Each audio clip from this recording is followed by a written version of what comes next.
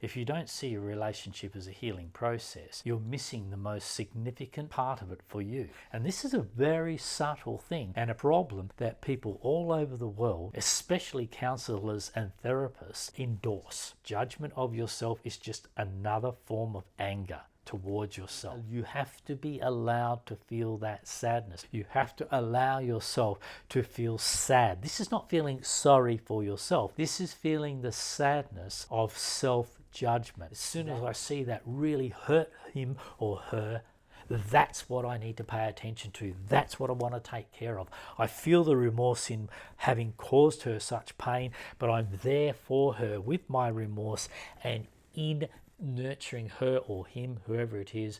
And in this process of our pain coming together, we are going deeper and deeper into our relationship process. Hello everyone, I'm Matthew Zoltan. In the previous talk I was talking to you about relationships and explaining how reactions arise in relationships triggered by the other person and stirred up from the depths of within ourselves, the depths that we ourselves otherwise don't necessarily notice. So in this sense, meditation and relationships become one, in that our meditation is to be with the feeling of what is being triggered and stirred up as a reaction in us in whatever action that our partner is displaying. And being with that is actually being with the gift of the relationship. And the gift of the relationship is that it pushes you beyond your normal boundaries into parts of yourself that you do your best to stay away from, but you really need to feel. And these parts of yourself really need to be felt. These parts are the driving forces behind actions in your life that you feel you have no control over and that are quite destructive, until you begin to feel into these at a sensory level in your body. And when will that happen? Is when they're triggered. So when they're triggered, you can quickly react to your partner and blame them, thinking they're the source of your disturbance. But actually the source of your disturbance is deeper in you, being triggered by the presence and the actions of your partner. So in this way, you are actually getting the benefit of this level of relating with one another. And this is where balance in relationships becomes automatic. The balance being that sometimes you need support and sometimes they need more support. And how is that determined? Not by some rule book, but by whatever happens to happen spontaneously between you and throughout your relationship will show you what is needed. So when a reaction comes up inside of you or the other person, the reaction itself is the need. And the need is that that reaction needs to be felt and taken seriously, not in a way in which is distressful, but in a way which is of interest. That this is a part of me that I have brought from my past into the relationship, and this is not fitting in the relationship any more than it fits in the present day of my life, in any part of my life. This is the problematic part of me, and this is because it's unresolved, unnatural, and doesn't really belong in me. It's just what I've picked up along the way. And so to heal this is an active meditation, a truly active meditation. And that means the relationship itself becomes a truly active healing process. And it really is. If you don't see a relationship as a healing process, you're missing the most significant part of it for you. That your relationship is actually a healing process. You've stepped into an unknown world of relating with a person who you think you know, but you don't forget that just like you, they are developing and changing every single day. So the person that you're in relationship with is the person you are getting to know every day, not the person you knew yesterday. I'll say that again. The person that you're actually in relationship with and want to be in a relationship with is the person that you are getting to know and discovering every day you're with that person, not the person that you remember them to be yesterday. That is not the person you're in relationship with. That is your memory of them, and that memory of them is blinding you to them now. Just as that memories of your past, as they are triggered by your partner's presence, this memory of your past is triggered by them, and these are aspects of yourself that are not really fitting your life now, which is why when they come up, they create disturbances. And that disturbance is felt initially in you and preventing you from knowing yourself as you really are, because you become smothered with this driving force that you have no control over. And when this happens, you have no willpower, you have no choice in life whatsoever. You think you do, but in the state that possesses you, the choices you make are actually being caused by the distress and the ignorance inside of you regarding your own condition. And this condition is not what you want, but when it comes up, you think it is what you want, and you cause destructiveness and havoc in your life and in your relationship today. So meditation is essential, an essential part of life, in that the natural meditation of the body, it really develops your ability to be with these sensations inside of you, in the body of you, from where they emerge moment by moment at any time in your relationship with other people on the planet, but specifically and most importantly in the most intimate and deep relationships that demand greater depths from you in expressing yourself. So being able to be with these disturbances as they arise in your body enables you to process them on the fly, or actually process them as they're going on, rather than react to them firstly in yourself and then blame the other person for the so-called making me feel this way. They're not making you feel the way you don't already feel. No one is going to make you feel something you don't already feel inside. I'll give you a very interesting example from a couple that I was helping yesterday. He had said to her, whilst you are not dealing with this problem inside of you, you are going to end up the destruction of this relationship. And although this was unfair, if you like, on the outside, but the interesting thing was it put her in touch with something inside of herself, of a belief about herself that she had developed from both her mother and her father from the very early days of her life, where she was taught to believe that the problems that were going on with them and in their life were her fault, and that if she couldn't resolve what she was, if she couldn't be a better girl, then she would be the destruction of their relationship. So you could imagine the burden this would put on a little girl. But the thing about it was, this was also her mother's belief about her own self. And her mother also operated this way, and so in this sense constantly judged and criticized herself whenever she could find anything wrong with her, believing that judging and criticizing herself was the right way to address something which you find wrong about yourself. So she taught this to her daughter, who's now a grown woman in a relationship with a grown man. And now her daughter has this approach to herself.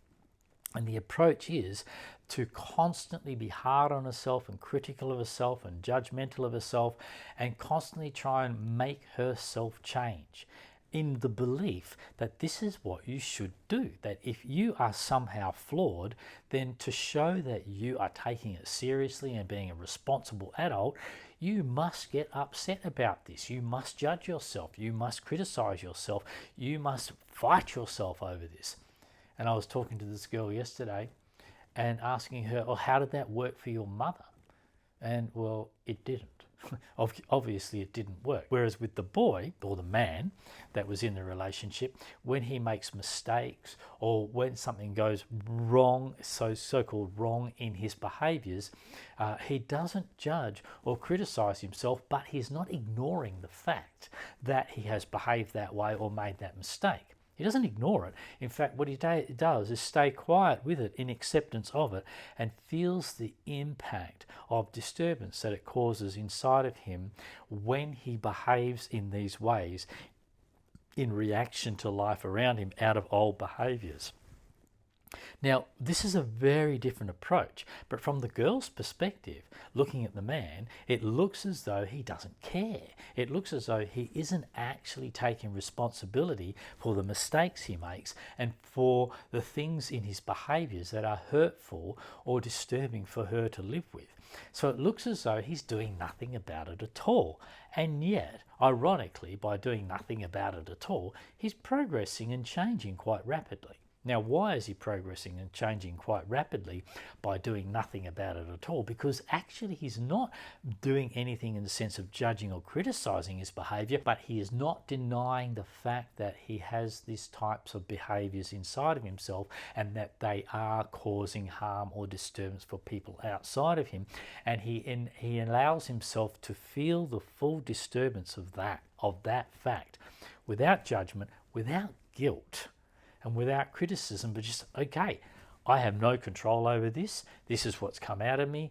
I'm now being put in contact with this by this coming out of me, and I need to be with this until I fully get to the depths of the processing of this feeling of where it's coming from inside of me and causing me to behave this way. And in this way, there's no judgment, there's no criticism of himself, but he's not ignoring the fact that this is going on. Now, to the person who's been taught to be really hard on themselves and do something about it and talk about it and judge themselves and criticize themselves and make great effort to transform themselves, to that person who is showing to the world that I'm doing something about myself and I'm doing something about what's wrong with me, to that person it really does look like he doesn't give a shit. He's not doing anything about it. Worse than that he doesn't care about the effects he's having on her or on the person. But he definitely does. Just like she cares about the effects she's having on him. But what she's overlooking is the effects she's having on herself when she attacks herself for every little thing that she does, according to her, wrong. For every little behavior in her that she sees as harmful to him or the relationship. And in this, she can't progress. She's spinning her wheels because she's actually confirming this belief that's been there for her entire life, that it is my fault that things go wrong, and so therefore I really have to fix myself so that things stop going wrong. And this is a very common belief system and a common but flawed approach, and a very harmful and self-hurting approach to anything that you find in yourself that you find is causing troubles in your life. Now, as we went through this session together, she absolutely woke up to the fact that this was going on and that this behavior was hurting her, and she was able to feel the hurt that she was causing herself through judging and criticizing herself in the name of trying to bring about self-improvement. And this is a very subtle thing and a problem that people all over the world, especially counselors and therapists, endorse. And this is, you've got to judge, you've got to see that something is wrong and you've got to make it better. There is absolutely nothing you can do or should do about these behaviors in yourself. Doing nothing doesn't mean that you don't feel something, though. Doing nothing means you don't criticize, you don't judge what it is you're wanting to change inside of yourself. That is not how change comes about, because the change that happens has to happen at a much deeper level than the thought process of judging and criticizing yourself and imposing new behaviors, ideas of new behaviors upon yourself. All that does is compound the belief that you are somehow lacking and that the behaviors and the characteristics of yourself are somehow wrong.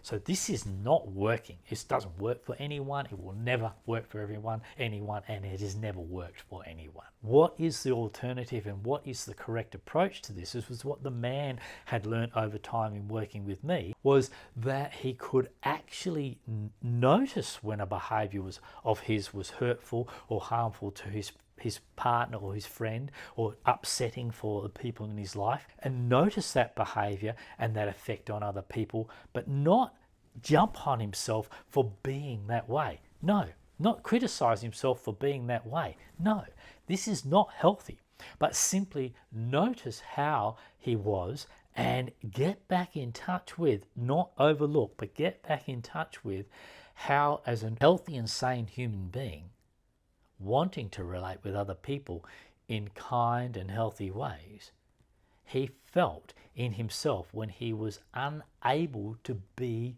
kind and operating in healthy ways with other people, where he was actually being harmful or manipulative or hurtful. Now, if I'm harmful or manipulative or hurtful, I will feel that disturbance inside of myself as an impact as a result of myself being harmful and hurtful. To judge that or feel then guilty about that is a disconnection from that very initial feeling of the disturbance you feel when you first harm someone and realize you have. You feel terrible. That feeling of feeling terrible is not induced through your judgment or guilt. That feeling is there naturally as any living organism feels it. You feel the disturbance of being harmful to one of your own kind. You feel the disturbance of being harmful and not having the control over the actions that come out of your unresolved pain, which hurts other people in your life. So rather than judging yourself for being this way, because this won't help, this is just judgment of yourself, is just another form of anger towards yourself. This is not helping you. So we want to transform something, but ironically, anything we do to transform something in ourselves is inherently judgmental of the condition that we're trying to transform.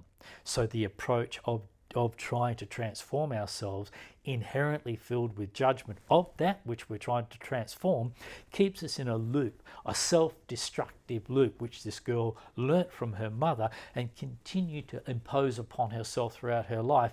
And all she really did was harass the hell out of herself and upset herself over and over again, and deeply embed the belief that she was the problem in her life and in the life of others, when in fact that was just a belief that was given to her at a very early age, and she never learned to get over it. So how's she going to get over that? She is going to get over that by firstly feeling the disturbance, the hurt, how sad it makes her feel, how hopeless it makes her feel, but primarily how sad it makes her feel when she is doing this to herself. So she has to start with herself. The first thing she feels is anger towards herself for being the way she is. And that anger towards herself for being the way she is only embeds that belief that she's wrong deeper and deeper into the belief itself. But what it's also doing, which we don't notice, is it's making underneath that a tremendous sadness. And you have to be allowed to feel that sadness. You have to allow yourself to feel sad. This is not feeling sorry for yourself. This is feeling the sadness of self-judgment. That is the effect it has on you. Over and over again, you're trying to improve yourself, you're trying to correct yourself, you're feeling the sadness that you are causing yourself in constantly hounding yourself to be a different and better person. Or what you really need there is to feel the sadness of what that is doing to you, and it's hurting you, it's crushing you. So rather than judging anything about your behaviors, one is you feel the effects of self-judgment, and secondly, whatever behavior you're seeing in your life that is causing disturbance or harm for other people, don't judge that. Don't judge that behavior. Don't try and fix that behavior. Feel the impact that actually has inside of you when you do these things to other people. Allow yourself to feel the remorse. Allow yourself to feel the natural disturbance of remorse. Remorse is the natural first response, which we overlook when we go into guilt and judgment and self-correction. So we do not transform ourselves through judgment and correction of ourselves. This keeps the problem going. because we are actually indulging in the cause of the problem, which begins with the idea that we are wrong and the judgment of that, and then the effort to try and correct that. We don't need to say that we are wrong. We don't need that idea at all. We're deeper than that in the natural process of the living organism that we are. When we cause distress or harm or make a mistake that affects ourselves or other people in our life, we can simply feel the effect of that. Not ignore it, but feel it. Feel that, and that is a sensation natural to the living organism of us, because it is natural to us to not do any harm to ourselves or other creatures in the need to survive on our own and together. So judgment and the effort to improve upon yourself is not helping you. And as this couple learnt yesterday, that when in a relationship you end up in conflict with each other, something has come out of one person that's caused disturbance or disruption or harm or hurt in the other person. If the other person can understand that what's come out of that person wasn't meant, she didn't mean to do that, or he didn't mean to do that. He had no control and not enough understanding of what was actually going on from inside himself, because he wasn't living from the depths of the sense of himself, which is what natural meditation teaches you to once again do, reattunes you to the sensory level of your existence at which everything begins. And if you're there when it begins, you can be there with it, feeling it, processing it, before it ever comes out into destructive judgments or criticisms or actions towards yourself or in interaction with other people, giving you something more to feel bad about. And it's essential. There's no point in feeling bad about it. There's no point in guilt. Feeling bad about something you've done, feeling bad about yourself, feeling guilt about yourself is once removed, and far too superficial. It's once removed from the immediate sense of remorse or disturbance that you need to allow yourself to feel. In feeling that, this has its own self-corrective properties. This will bring about a correction in yourself and a sensitivity to yourself and to the actual deeper effects that yourself in certain behaviors is having on another self, another person. And so it's not a matter of trying to fix yourself, but the person who's been taught that you've got to correct yourself, you've got to judge yourself, and there's like the girl had seen her parents do or her parent do, and she'd been doing this to herself, being a very responsible human being. I can't hurt people. It's my fault if something's going wrong. I've got to do something about it. Trying to be a very responsible human being was actually caught up in hurting herself without even realizing it, and not going deep enough into the sense of hurt and sadness and remorse that she felt simply when she was acting in ways that were hurtful or that were mistakes causing problems in her or another's life. Feeling it at that level, the change that needs to occur at the level it needs to occur, which is at its origin in the sensations of the body. Only when it changes there, it's a physical sensation, a physical change in your body occurs. And when that physical change occurs, rather than just trying to bring about a superficial psychological change, which is so transient, so superficial that the next day you got to do it all over again. Whereas when you keep it at the sensory level in your body, you feel the impact it has on you when you hurt someone or hurt yourself. And just feeling that, you must not then move into judgment or criticism of that. If you do, feel the effects of that all over again until you really get in touch with the harm that you're causing yourself. And at that point, feeling that harm, feeling that sadness, there will be a deep physical transformation in how it feels to be you in the absolute origin of all of these behaviors. And at that point, transformation occurs, and judgment does not help it. It inhibits it. It is something that has to be felt as a live sensation. The remorse, the sadness, which is the results of self-judgment or the results of projecting that self-judgment and harm onto other people. And why does that happen? As I've already said, but I will repeat, why does that happen? Because if you're judging yourself, if you're believing like this girl was, that she's at fault, and if she doesn't get it together, she's going to ruin her relationship. And when her partner says, if you don't stop doing this, this is going to ruin our relationship, this hit her a lot harder than it should have in a normal state. The normal state being, if she wasn't already believing in herself that it was her, well, she wasn't already believing that, yes, this is my fault, already having that belief about herself, him saying those 3 or 4, that sentence, it hit her right where it hurt the most. And this happens in relationships. It happens, in a sense, unconsciously.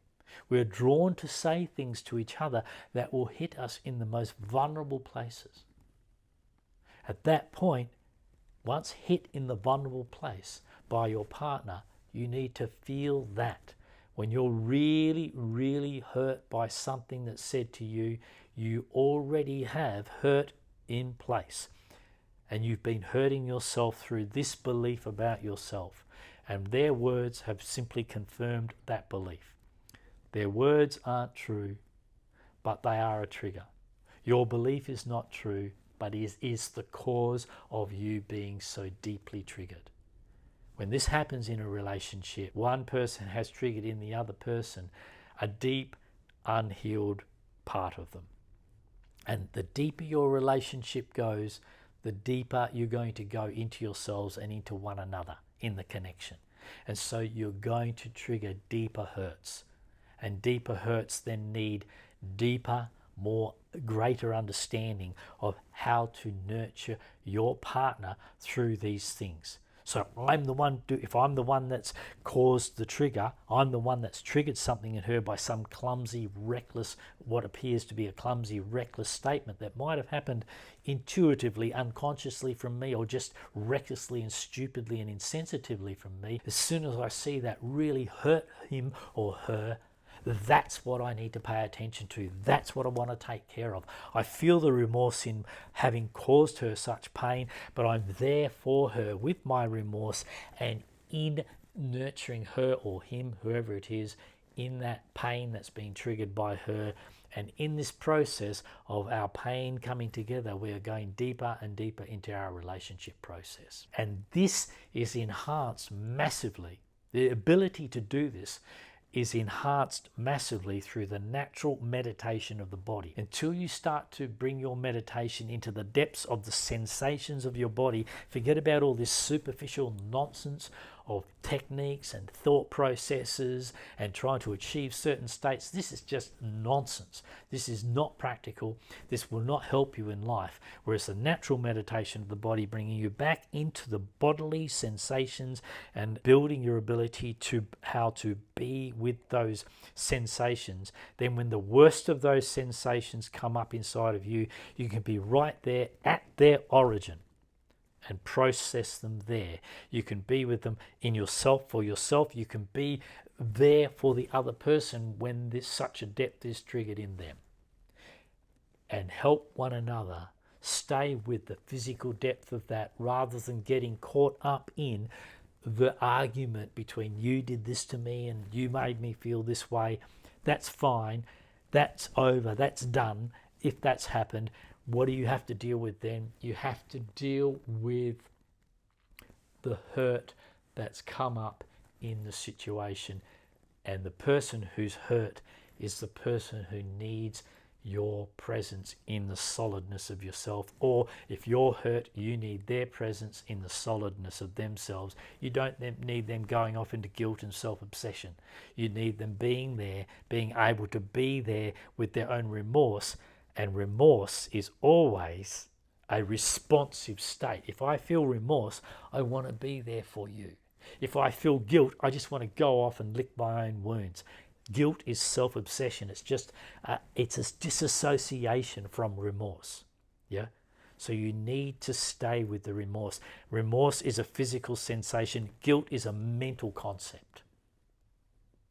Judgment is a mental concept. That which you judge is a physical sensation in yourself. Okay, so this level of understanding is very deep, but it's deep because it's about the core issues where they begin and where they resolve in ourselves and in our relationships.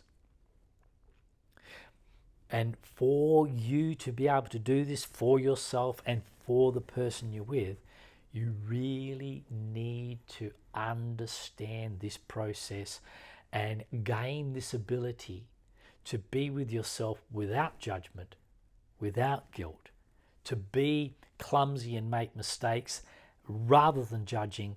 Come back to the remorse that you feel. Yeah, to see behaviors in yourself that you would like to change, and don't try to change them, understanding this is not the correct approach. This is an attack and a judgment of those behaviors. So rather than bringing judgment, which is a thought process, and guilt, which is a thought process, and attempts to change yourself, which is another thought process, into the process, you go deeper into where change takes place, and that is in the sadness of your friend, in their hurt, or in the remorse of you when you hurt them. Okay, and in there, just being with that, transformation will take place of its own volition, which is the only way it can. And at no point should judgment or the effort to change yourself be brought into it. This is a mistake. I hope that was helpful. Now, we have our meditation app, the Undo app, back online, and I really encourage you to use it. Download that. You've got a lot to understand. Don't just listen to me and be entertained by me. You need to be doing the work for yourself, and you need a way to do the work. Yeah, not just one talk like this. You need a way to do the work, and this app that I've put together is covering all the deep and significant issues that we all deal with in day-to-day life in such depth that it will transform your ability to live your life in a healthy and harmless way. So download it, try it out, but if you stick at it for a while, you'll start to see the benefits that it's bringing about internally. But you need to do this for yourself. The feeling in yourself that stops you from doing this is not to be trusted. This is a subtle avoidance of not wanting to go deeper into your own process of understanding yourself, but that's all that is lacking. That's the only thing lacking. Understanding yourself will enable you to understand what I've been talking about and bring that into your life. And that is what's going to make the difference. And make sure you meditate, but use the meditation of the body. No other form of meditation is going to help you. You need to meditate in the natural meditation of the body. What your body wants, what your body needs is already happening in the sensation of you. You need to be with this. This will only strengthen your ability to be with and deal with any disturbance in life from today and for the rest of your life. Thanks for joining me today. If this talk resonated with you or helped you in any way at all, don't forget to like, subscribe, and share the talk with your friends so that they can get the benefit as well. Okay, bye for now.